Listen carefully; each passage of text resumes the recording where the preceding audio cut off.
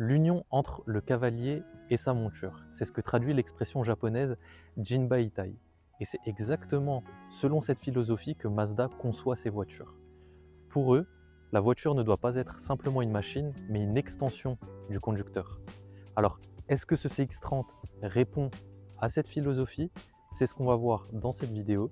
Je vous présenterai le design intérieur et extérieur. On ira faire un essai routier et je vous donnerai mon avis sur ce CX-30. Alors la première chose que je ressens quand je regarde l'avant de ce CX-30, ça va être le Kodo Design, ce qu'ils appellent chez Mazda l'âme en mouvement. On a des lignes qui sont pas tracées, mais plutôt sculptées dans la voiture. Ça rend vraiment très beau. On va voir cette calandre signature de chez Mazda en forme de bouclier un petit peu. Elle va être un petit peu en retrait comparé au capot. On va avoir ici des mailles en noir mat, mais sur certaines finitions, vous pourrez les avoir en noir brillant. Le logo Mazda bien centré, qui va renforcer l'identité visuelle vraiment de ce CX-30. On va retrouver également deux capteurs au niveau de la calandre. Le bas de la calandre, lui, va être entouré de chrome et ça va remonter jusqu'aux optiques. Les feux, quant à eux, vont être plutôt fins et allongés. Ça va renforcer le regard tendu de cette voiture. Ils vont être en full LED et sur certaines finitions, vous pourrez avoir des feux LED adaptatifs qu'on appelle aussi AFS. Sur la partie basse du pare-choc, on va retrouver une entrée d'air centrale qui est réelle. On ne pourra pas totalement la voir à cause de la plaque d'immatriculation.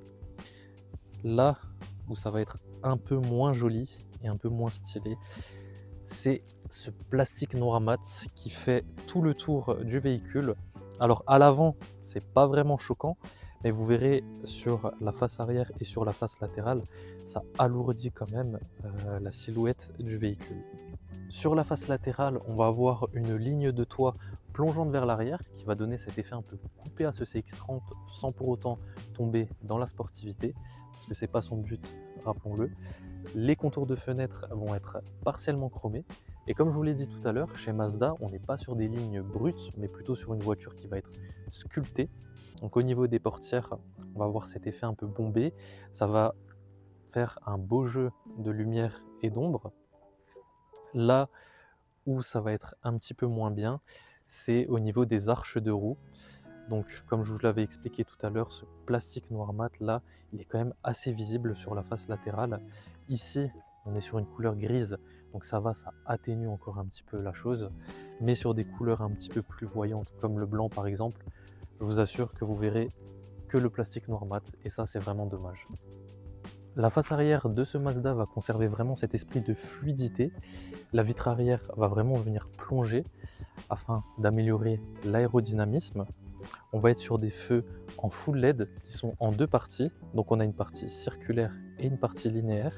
La partie circulaire va vraiment apporter ce côté de profondeur et ce côté de relief. Le troisième feu stop, lui, va être intégré directement dans le spoiler de toit. Au niveau du haillon, on va retrouver le logo Mazda, l'inscription CX-30 et le e-Skyactiv J. En bas du pare-choc, on va avoir ce plastique noir mat avec les catadioptres intégrés et les détecteurs pour la caméra de recul. Vous aurez également deux sorties d'échappement. Alors moi je trouve que l'arrière de ce CX-30 il est plutôt bien réussi et ce que j'aime beaucoup c'est qu'il a son identité visuelle. Pour le coffre, vous aurez une capacité de 422 litres et avec les sièges rabattables en 60-40, vous pourrez atteindre une capacité de 1406 litres. Vous pourrez, juste en dessous de cette protection, enlever le plancher de coffre et ainsi gagner 6 cm de profondeur. Contrairement à d'autres SUV comme le Volkswagen T-Roc ou le Nissan Qashqai qui sont équipés de petits blocs turbo, Mazda a décidé sur ce CX-30 de s'en passer et a mis un moteur 4 cylindres de 2,5 litres couplé à une micro-hybridation de 24 volts qui va aider dans les reprises et le démarrage du véhicule. Le moteur va développer 140 chevaux, on annonce le 0 à 100 en 7 secondes 9 pour une consommation de 6 litres au 100. Concernant la boîte de vitesse, on va être sur ce qui se fait de mieux actuellement sur le marché des manuels.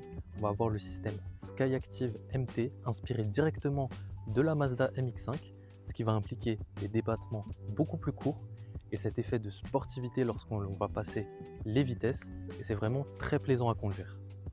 Concernant le prix de ce CX-30 2025, ici on est sur une finition Primeline, donc comptez 30 350 €. Après, on a rajouté la couleur grise en option à 650 €. Pour les versions plus haut de gamme, comme les Takumi, vous devrez compter 37 450 €. Mais sachez que jusqu'au 31 décembre 2025, vous pourrez bénéficier d'une remise de 4 000 € sur ce CX-30 et il sera garanti 6 ans et 150 000 km. À l'arrière, on a quand même pas mal d'espace. Donc j'ai une certaine marge avec le siège passager. Par contre, on n'aura pas de branchement pour les téléphones, ça c'est plutôt dommage. Une chose que je ne comprends pas aussi, c'est que on a uniquement des rangements derrière le siège passager, mais pas derrière le siège conducteur. Mais sinon, globalement, on est plutôt bien installé. Après, c'est vrai qu'être 3 à l'arrière, ce sera plutôt compliqué à cause de ce tunnel central qu'on retrouve après aussi sur beaucoup de SUV. Par contre, les sièges sont isofixes, alors pour y mettre vos enfants, vous n'aurez vraiment aucun souci. Que dire de cet habitacle, si ce n'est qu'il est vraiment très bien fini. On va retrouver des matériaux plutôt nobles. On a du cuir sur la planche de bord, c'est vraiment super beau. Le volant est en cuir également. C'est un volant 3 branches avec la branche du bas en forme de V ou de Y, ça dépend comment vous voyez la chose. Ici, on est sur des sièges en tissu, réglables manuellement sur 3 positions. Alors sur des finitions un peu plus haut de gamme, vous pourrez retrouver des sièges en cuir électriques. Mais franchement, au niveau de l'habitacle, on sent qu'on est sur quelque chose de très bien fini, dans une époque où on retrouve beaucoup de plastique dur quand même. Alors ici, c'est vrai qu'on en retrouve aussi, notamment au niveau des contre-portières, mais sinon, globalement, on a des matériaux vraiment de qualité. Et cet intérieur, il fait plaisir à voir. On sent vraiment que Mazda a fait un vrai travail pour pouvoir justement intégrer ces matériaux et qu'on ait un petit peu ce ressenti de premium dans ce SUV compact. Alors franchement, c'est très très plaisant de voir des intérieurs comme ça. Alors, comme vous le savez, moi je suis vraiment pas fan des compteurs à aiguilles, hein, surtout en 2025. Mais ici, je trouve qu'ils sont vraiment très bien finis. Alors on va avoir un compteur central qui lui va être entièrement digital et les deux autres compteurs, celui qui affiche les tours minutes et la température moteur et le niveau d'essence, eux, ça va être des compteurs à aiguilles basiques. Alors là, je trouve qu'il y a vraiment un équilibre justement entre tradition et modernité. On a cet équilibre un petit peu avec le digital et encore les compteurs à aiguilles, et c'est vraiment bien fait. Donc moi personnellement, là, ça me dérange vraiment pas du tout.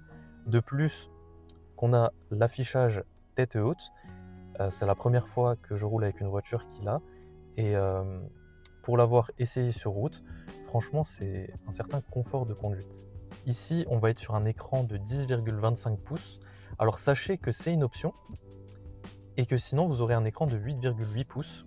Cet écran, il va pas être tactile, mais il va être pilotable via une molette à côté de la boîte de vitesse. C'est vraiment plutôt pratique. En fait, ça vous évite de devoir tendre le bras pour toucher l'écran lorsque vous conduisez. Et c'est vraiment beaucoup mieux, moi je trouve. Cet écran, vraiment, ce qui est bien, c'est que il n'a pas juste été posé au niveau de la planche de bord. En fait, il a été vraiment bien incrusté. Et quand vous le regardez, il y a vraiment une certaine harmonie entre l'écran et la planche de bord. Vous allez bénéficier d'une climatisation bizone. Et ici, vous allez avoir le volant chauffant ainsi que les sièges chauffants. Alors sachez que le système de navigation n'est pas inclus dans la version de base. Ici, c'est une option. Et franchement, il est plutôt réactif.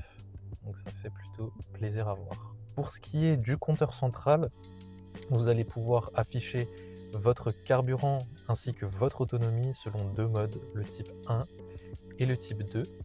Ou alors, vous pourrez juste l'enlever tout simplement. Sachez que si vous avez un compte Amazon et que vous décidez de le lier avec ce CX-30, vous pourrez bénéficier d'Alexa qui pourra vous aider, que ce soit pour vos itinéraires ou pour votre musique. À l'intérieur de la coudoir, on va retrouver deux branchements USB-C ainsi qu'une prise allume-cigare. Et on va avoir un grand espace de rangement qui est vraiment profond, donc vous pouvez ranger plein de choses dedans sans problème. On va avoir un rangement juste ici pour les lunettes et le plafonnier à l'avant, il y en aura un à l'arrière également et les deux seront synchronisés.